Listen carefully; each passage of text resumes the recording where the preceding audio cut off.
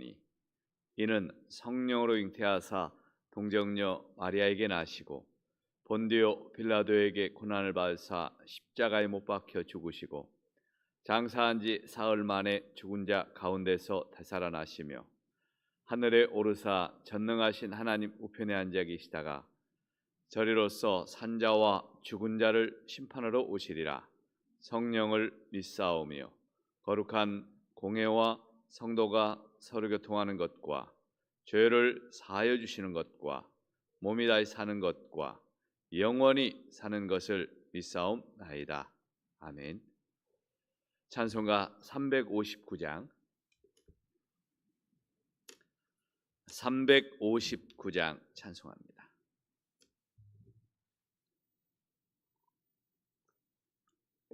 (359장입니다) 전성을 향해 가는 성도들아 앞길의 장애를 두려 말아라. 성령이 너를 인도하시리니 왜 지체를 하고 있느냐. 앞으로 전성을 향해 나가세. 전성문만 바라고 나가세. 모든 전사 너희를 영접하러 문 앞에 기다려 서 있네. 너 가는 길을 누가 비웃거든 확실한 증거를 보여주어라. 성령이 친히 감화하여 주사 그들도 참 길을 찾으리. 앞으로 전성을 향해 나가세. 전성문만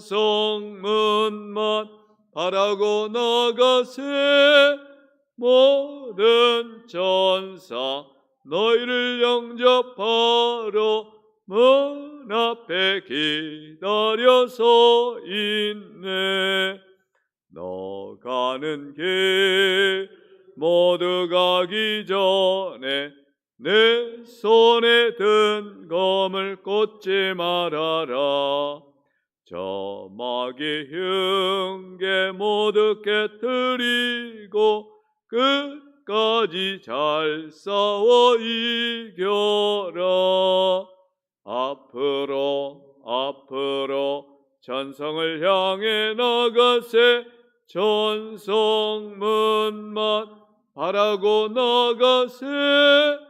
모든 전사 너희를 영접하러 문 앞에 기다려 서 있네. 360장입니다. 360장 찬송합니다. 행군 나팔 소리에 주의 호령 났으니 십자가의 군기를 높이 들고 나가세. 선한 싸움 다 싸우고 의의 면류관 받았으리라. 선한 싸움 다 싸우고 의의 면류관 살렘 성에서 면류관 받으리. 저 요단 강 건너 우리 싸움 마치는 날 의의 면류관 예루살렘 성에서 악한 마귀 권세일 모두 깨쳐 버리고 승리하신 주님과 승전가를 부르세. 선한 싸움 다 싸우고 의의 면류관 받았으리라. 선한 싸움 다 싸우고 의의 면류관 예루살렘 성에서 면류관 받으리. 저 요단강 건너 우리 싸움 마치는 날 의의 면류관 예루살렘 성에서 달려갈 길 다 가고 싸움 모두 마친 후 주와 함께 기쁨을 용사들아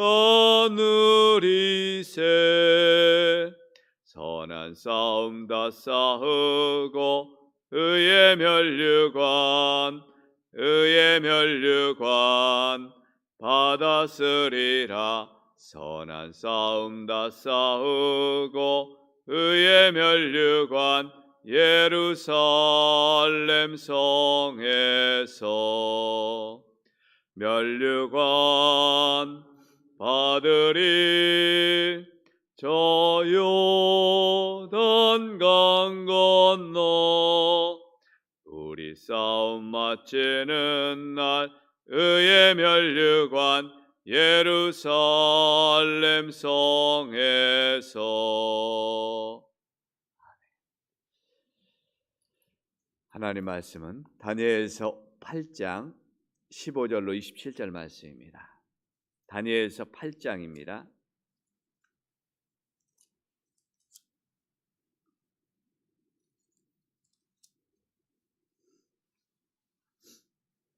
다니엘서 8장 15절로 27절 말씀 한 절씩 교독합니다. 나 다니엘이 이 환상을 보고 그 뜻을 알고자 할 때 사람 모양 같은 것이 내 앞에 섰고 내가 들은즉 을레강 두 언덕 사이에서 사람의 목소리가 있어 외쳐 이르되 가브리엘아 이 환상을 이 사람에게 깨닫게 하라 하더니 그가 내가 선 곳으로 나왔는데 그가 나올 때 내가 두려워서 얼굴을 땅에 대고 엎드리매 그가 내게 이르되 인자야 깨달아 알라. 이 환상은 정한 때 끝에 관한 것이니라. 그가 내게 말할 때 내가 얼굴을 땅에 대고 엎드려 깊이 잠들매 그가 나를 어루만져서 일으켜 세우며 이르되 진노하시는 때가 마친 후에 될 일을 내가 내게 알게 하리니 이 환상은 정한 때 끝에 관한 것임이라. 내가 본 바 두 뿔 가질 순양은 곧 메대와 바사 왕들이요 털이 많은 순 염소는 곧 헬라 왕이요 그의 두 눈 사이에 있는 큰 뿔은 곧 그 첫째 왕이요 이 뿔이 꺾이고 그 대신에 네 뿔이 났은즉 그 나라 가운데서 네 나라가 일어나되 그의 권세만 못하리라. 이 네 나라 마지막 때에 반역자들이 가득할 즈음에 한 왕이 일어나리니 그 얼굴은 뻔뻔하며 속임수에 능하며 그 권세가 강할 것이나 자기의 힘으로 말미암은 것이 아니며 그가 장차 놀랍게 파괴 행위를 하고 자의로 행하여 형통하며 강한 자들과 거룩한 백성을 멸하리라. 그가 꾀를 베풀어 제 손으로 속임수를 행하고 마음에 스스로 큰 체하며 또 평화로운 때에 많은 무리를 멸하며 또 스스로 서서 만왕의 왕을 대적할 것이나 그가 사람의 손으로 말미암지 아니하고 깨지리라. 이미 말한 바 주야에 대한 환상은 확실하니 너는 그 환상을 간직하라. 이는 여러 날 후의 일임이라 하더라. 같이 읽습니다. 이에 나 다니엘이 지쳐서 여러 날 앓다가 일어나서 왕의 일을 보았느니라. 내가 그 환상으로 말미암아 놀랐고 그 뜻을 깨닫는 사람도 없었느니라. 아멘. 이제 다니엘은 두 번째 환상에 대해서도 알고자 합니다. 을레강변에서 두 번째 환상을 본 후에 굉장히 근심하고 두려워하죠. 그때 다니엘이 을레강변 사이에 있을 때 사람 같은 모양을 한 천사를 보게 됩니다. 천사로부터 그 환상의 뜻을 이제 깨달아 듣게 되죠. 하나님의 뜻과 계획을 이렇게 듣고 아는 자는 그렇다면 어떻게 살아야 될까요? 먼저 하나님의 뜻을 아는 자는 복이 있는 사람이죠. 하나님의 계획을 알고 하나님의 뜻을 깨닫는 자는 참 복된 자입니다. 다니엘이 을레강변에서 소리를 듣죠. 이 환상을 저 사람에게 깨닫게 하라. 하나님께서 그 환상의 하나님의 뜻을 다니엘로 깨닫게 해라고 이렇게 응답해 줍니다. 그때 이 천사 가브리엘이 환상을 해석해 주라고 명령하죠. 가브리엘에게 하나님이 근데 이 다니엘서는 좀 특이한 게 있습니다. 다니엘서는 각 장마다 기록된 그 문자가 다르다는 거예요. 1장과 2장에 1장, 2장에 그 기록된 그 문자가 달라요. 바벨론 문자로 썼는 자, 또 그 당시에 메데바사가 사용했던 언어로 썼느냐, 또 히브리어로 썼느냐, 그 이스라엘 백성들만이 알 수 있는 그 히브리어로 썼느냐, 이렇게 각 장마다 그 기록한 기록의 문자가 다릅니다. 물론 다니엘이 다 기록했죠. 하지만 다니엘은 여러 다양한 그 당시의 세계의 문화를 다문화를 경험한 사람이기 때문에 모든 문자들을 다 알고 있었어요. 갈대아 문자도 다 알고 있고요. 왜 그랬을까요? 그것은 바로 이 글이 누구를 위하여 썼느냐 하는 것을 보여주고 있습니다. 바벨론 문자로 썼을 때, 갈대아 문자로 썼을 때는 그 글이 바벨론 그 사람들을 향한 글이었고요. 메데바사에 대한 일들을 썼을 때는 그 글로 썼을 때는 그들의 나라에 대한 그 왕들에 대한 그 백성들에 대한 이야기고요. 근데 이 7장부터 이제 8장의 내용은 이 히브리어로 썼다는 거예요. 히브리어로 썼다는 것은 누구를 위한 글일까요? 그건 바로 이스라엘 백성들에게 주는 하나님의 말씀이라는 거예요. 하나님의 이스라엘 백성들만이 알고 듣고 깨달을 수 있는 그 말씀이라는 거예요.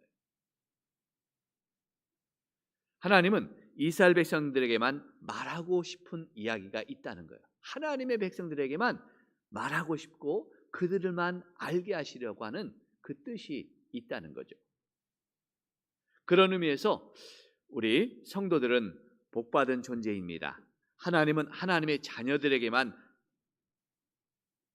깨닫도록 하나님께서 특별한 말씀을 주시기 때문이죠.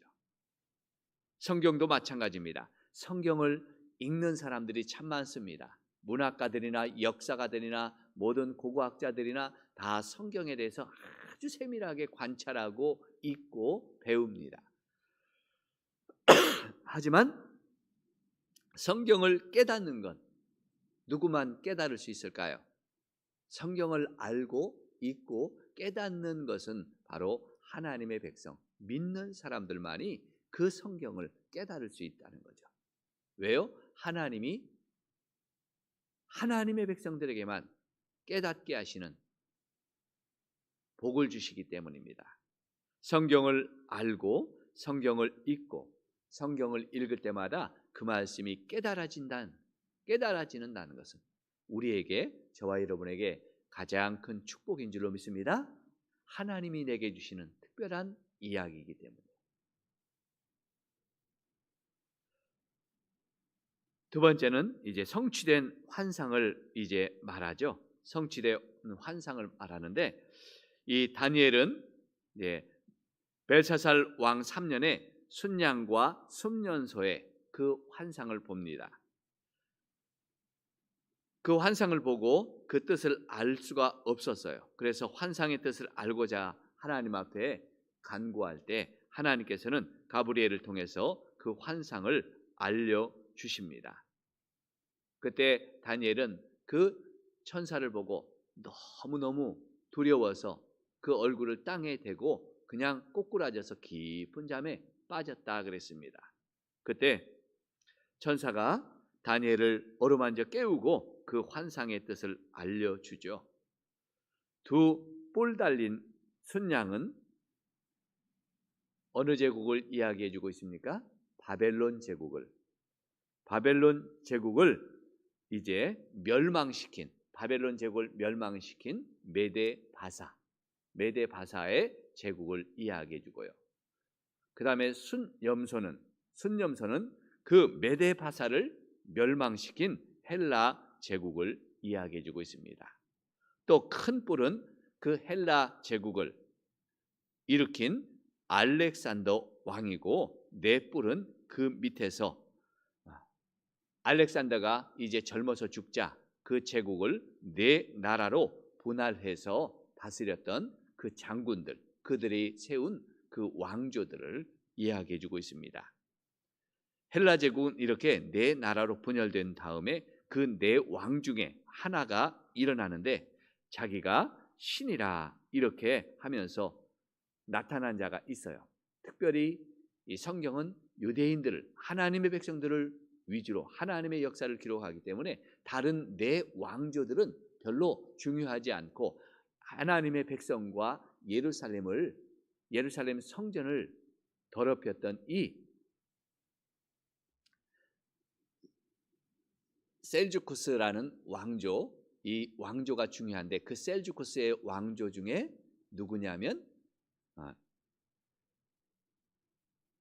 어제도 이야기했지만 안티오쿠스 4세라는 왕이 이제 나타나는데 그가 예루살렘 성전에 제사를 드리지 못하게 금지했고 하나님 앞에 제사하지 예배 드리지 못하게 했어요.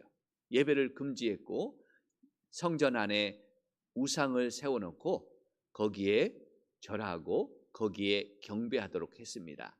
그렇지 아니하면 이제 그렇지 않으냐고 불복종하는 자들은, 불순종하는 자들에게는 죽임을 당하고 처형을 하고 그들을 핍박했습니다. 그래서 무려 10만 명이 넘는 유대인들을 그때 학살했다는, 죽였다는 기록이 있습니다. 이 다니엘의 환상을 받은 후에 20년 후에 메데 바사, 이 다리오 왕, 이 메데 바사가 바벨론을 정복하는 역사가 이루어져요. 20년 후에. 그리고 200년 후에 헬라 제국이 알렉산더가 나타나서 이제 메데 바사의 제국을 또 멸망시키는 이런 일들이 일어납니다. 그러니까 20년 후에 일어날 일들, 200년 후에 일어날 일들, 그리고 또 그 후에 또 200년 후에 누가 나요? 로마 제국이 나타나서 로마 제국이 이 헬라 제국을 멸망시키는 그런 역사가 일어나죠. 자, 보면서 우리 지도를 한번 보면서 그동안 또 봤던 이게 바벨론 제국이에요. 바벨론 제국.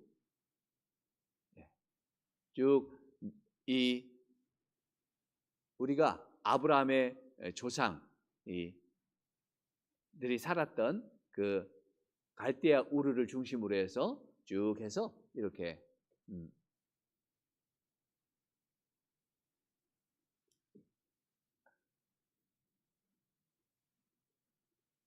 이제 쭉 이집트까지 시리아 이렇게 예루살렘 쪽에서 와서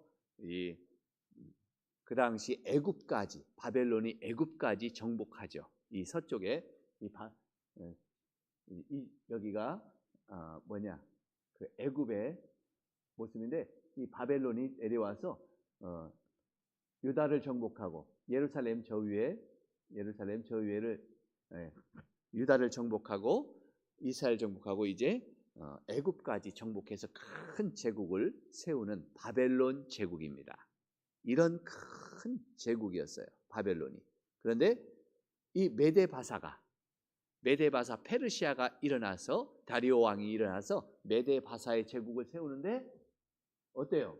메데바사의 제국은 조금 전에 보았던 그 바벨론 제국보다도 더 큰 영토를 가졌죠.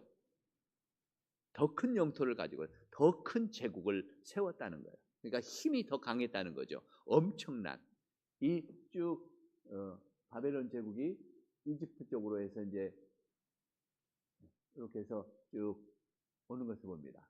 엄청나게 그 유럽까지 마게도냐까지 이르러서 이 엄청난 그 제국을 세우는 게 메데바사 페르시아예요. 이 엄청난 그 메데바사도 큰데 그 다음에 일어나는 헬라 제국이 일어납니다. 헬라 알렉산더는 어떻게 해요? 알렉산더는 이제 더 그보다 더 이 아시아 쪽까지 인도까지 와서 더 크게 그 유럽도 더 엄청난 그 정복을 해서 메데바사보다도 더 큰 이 헬라 제국을 세웁니다. 이게 알렉산더가 20세에 왕이 되어서 33세에 죽었는데 한 13년, 12년 정도 그가 전쟁을 해서 이런 큰 제국을 세웠어요. 그러니까 날마다 전쟁, 자기 집에 있었던 적이 거의 없이 날마다 전쟁터에서 살다가 결국은 인도 원정까지 아시아 원정을 하다가 실패하고 돌아오다가 결국은 병에 들려서 죽고 말아요. 이 엄청난 제국을 세워놓고 33세니까 그 후손도 자녀가 왕이 될 수 있겠어요? 이런 제국을 다스릴 수가 없죠. 그러니까 그 다음에 이제 그 알렉산더가 죽으니까 거기에 네 장군들이 힘 있는 네 장군들이 그 제국을 분할해서 이제 다스리게 됩니다. 여기 보니까 이쪽 애굽 쪽은 프톨레미 왕조, 저쪽 유럽 쪽은 카사트 왕조, 그 다음에 이쪽에는 니시마쿠스 왕조, 그 다음에 이쪽 바벨론과 시리아 쪽에는 셀레우쿠스 왕조.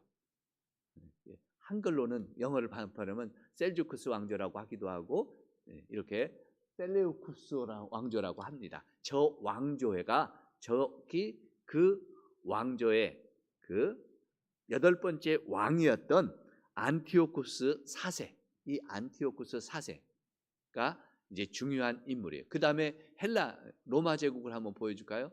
우리가 봤던 것들이 로마 제국은 안 나온 다음에 보여줄게요. 이제 이해가 되죠? 네 나라로 분해서 그 셀주쿠스 왕조의 이 8번째 왕이 이 안티오쿠스 4세라는 왕인데 오늘 나오는 뭐예요? 그 뻔뻔하고 23절에 오니까 이 네 나라의 마지막 23절, 24절 같이 읽어봅니다. 이 네 나라의 마지막 때에 반역자가 가득할 즈음에 한 왕이 일어나리니 그 얼굴은 뻔뻔하며 속임수에 능하며 그 권세가 강한 것이나 자기의 힘으로 말미암은 것이 아니며 그가 장차 놀랍게 파괴 행위를 하고 자의로 행하여 형통하며 강한 자들과 거룩한 백성을 멸하리라. 또 그다음에 25절에 보니까 그가 꾀를 베풀어 재기 손으로 속임수를 행하고 마음에 스스로 큰 체하며 평화로운 때에 많은 무리를 명하라며 또 스스로 서서 만왕의 왕을 대적할 것이나 그가 사람의 손으로 말미암지 아니하고 깨지니라. 이렇게 말하죠. 이 사람이 자기가 신이라고, 자기가 하나님이라는 거예요. 자기가 신이라고 해서 하나님을 대적하고 하나님의 성전 제사를 막고 멸하고 거기에 자기의 신상 우상을 세워놓고 경배하게 하고 하나님의 백성을 평화의 때 10만 명을 죽이는 엄청난 살육을 하고 있어요. 하지만 어떻습니까? 하나님께서 사람의 손으로 맘지 않고 그를 깨리라 그러죠. 멸망시켜. 그렇던 이 나라가 순식간에 로마 제국에 멸망을 당하고 사라져 버려요. 이제 일어날 로마는 더 큰 제국을 이루는데 이 로마 제국에 멸망을 당하고 맙니다. 하나님의 말씀은 이 다니엘이 이렇게 환상을 받은 대로 다 이루어지더라는 거예요. 시간 하나님이 때가 정한 때에 이 모든 환상은 하나님의 약속의 말씀은 이루어진 이 언약의 말씀대로 그대로 한 점도 틀림없이 다 이루어지고 다 나타나다는 거예요. 하나님의 말씀은 정확무오하다는 말씀이죠. 이 하나님의 말씀을 믿으시길 바랍니다.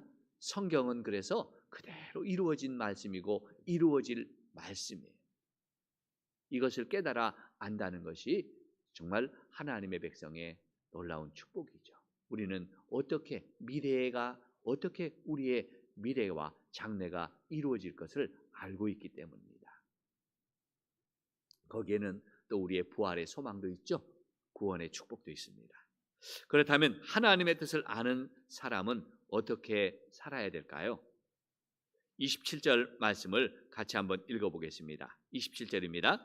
이에 나 다니엘이 지쳐서 여러 날 앓다가 일어나 왕의 일을 보았느니라. 내가 그 환상으로 말미암아 놀랐고 그 뜻을 깨닫는 사람도 없었느니라.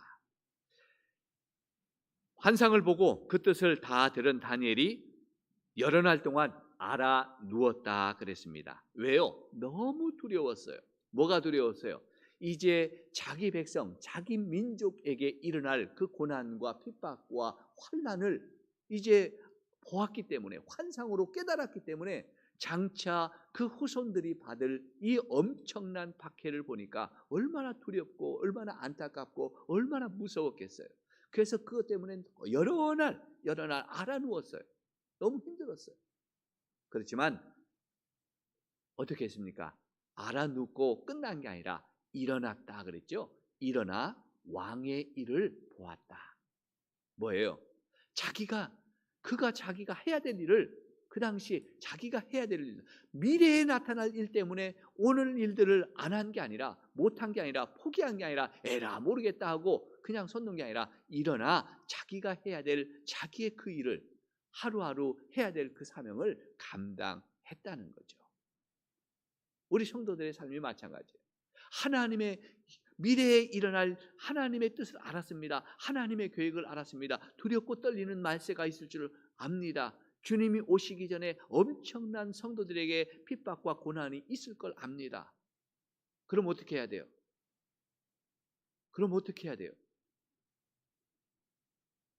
그것을 알고 힘들지만 준비도 해야 되고 또 이런 것들 믿음을 각오도 해야 되지만, 그러나 우리는 거기에 그러니까 주님 오시면 끝나 하고 다 포기하고 세상 것 포기하고 산에 올라가 숲속에 들어가 기도원에 올라가 혼자 그냥 흰옷 입고 날마다 있는 게 아니죠.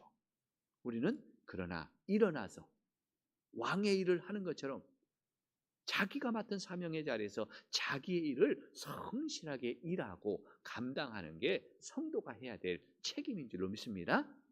그게 우리가 오늘도 살아가는 하나님의 뜻이에요.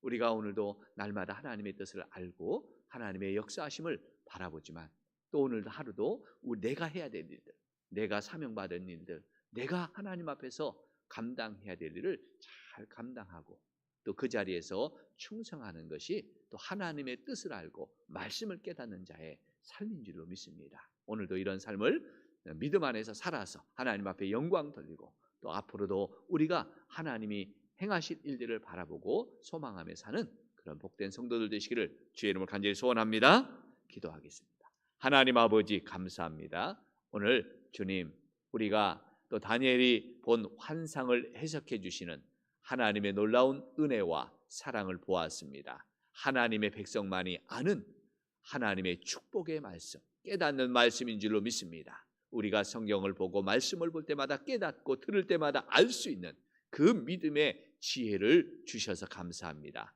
하나님의 그 예언과 하나님의 계획을 우리가 알고 깨달아 주님 준비하게 하여 주시고 또 믿음으로 바라보는 소망을 갖게 하여 주옵소서.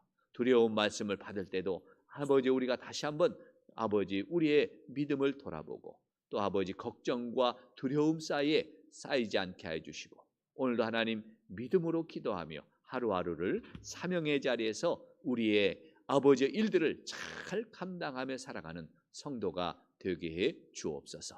오늘 한 날도 우리의 하나님 우리가 걸어가야 할 길을 인도해 주시고 우리가 주님의 영광을 위해서 살아갈 그 길을 감당하며 살아가는 복된 하루가 되게 해 주옵소서.